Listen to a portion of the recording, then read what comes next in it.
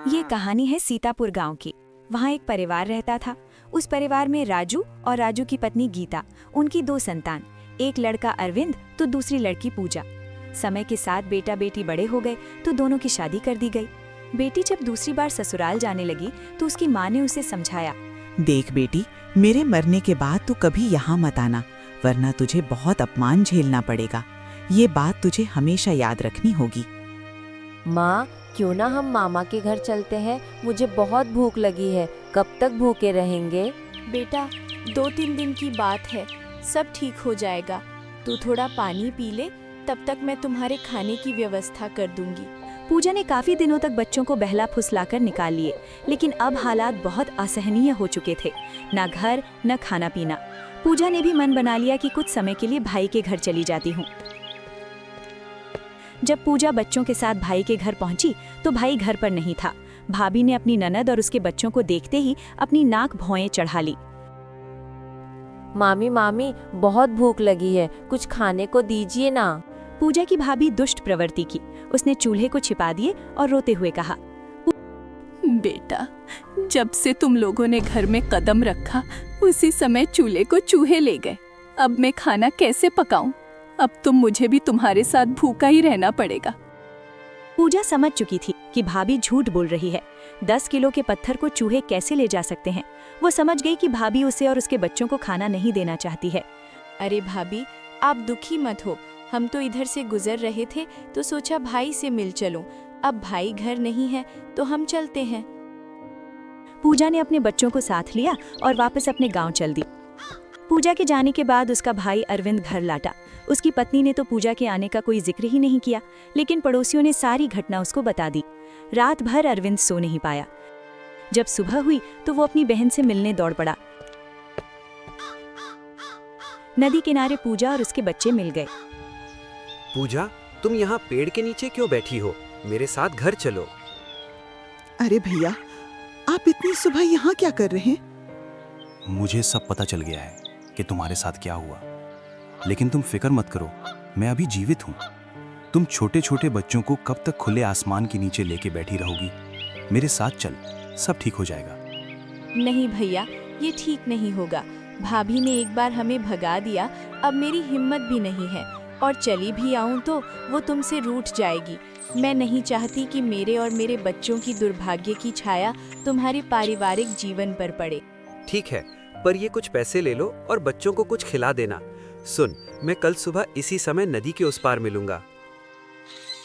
इतना कहकर अरविंद घर की तरफ लौट आया। घर पर पत्नी से पूजा और उसके बच्चों की कोई चर्चा नहीं हुई। रात को उसे नींद नहीं आ रही थी। वो बार बार बहन की हालात को याद कर डर जाता। वो उसकी मदद करना चाहता, लेकिन अपनी पत्नी का व्यवहार जानता था, इसलिए चुप हो जाता। दूसरे दिन सुबह उठकर वो अपने खेत तक गया और जल्द ही घर आकर पत्नी के सामने रोने लगा। क्या हुआ? आप इतने जल्दी वापस आ गए खेत से, और रो क्यों रहे हो? क्या बताऊं, सब अनर्थ हो गया। अरे हुआ क्या? कुछ बताओगे भी? कुछ बोलो तो। अरे कुछ मत पूछो, तुम्हारे मायके में आग से तुम्हारे माता पिता का घर जल गया है और तुम्हारी माँ भूखी बैठी है। हे भगवान, ये क्या हो गया? बेचारे मेरे माता पिता किस हाल में होंगे। ये समय रोने का नहीं है। तुम ऐसा करो, कुछ धान मुझे दो, मैं उसे लेकर तुम्हारी माँ तक लेकर जाऊं। वे भूख से तड़प रहे होंगे। हाँ, तुम ठीक कह रहे हो। मैं अभी 4 बोरी गेहूं और 2 बोरी चावल देती हूँ। तुम इसे मेरे माता पिता के पास पहुँचा दो। अरविंद की पत्नी ने ये कहते हुए झटपट 4 बोरी गेहूं और 2 बोरी चावल बैलगाड़ी में लदवा दिए। इतना ही नहीं, उसने चावल की बोरी में चुपके से रुपए भी दबा दिए ताकि उसके माता पिता के काम आ सकें। अरविंद ने बैलगाड़ी संभाली और चल पड़ा। उसे लग रहा था कि उसकी पत्नी कितनी स्वार्थी है। अपने माता पिता के भूखे रहने का समाचार सुनकर इतनी चिंतित हो उठी, जबकि मेरी बहन और उसके बच्चों को भूख से बिलबिलाते देखकर भी उसका हृदय नहीं पसीजा। कैसी औरत है।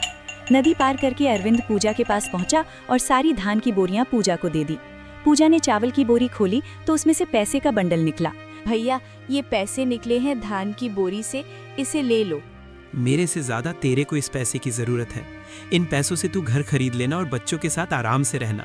कोई भी चीज की आवश्यकता हो मुझसे एक बार बात जरूर कर लेना। अरविंद अब बिना बैलगाड़ी के ही वापस घर लौट आया। मेरे माता पिता कैसे हैं? धान की बोरियां सही सलामत पहुंचा दी ना? अरे कहाँ, मैं तो लुट गया, बर्बाद हो गया। क्या हुआ?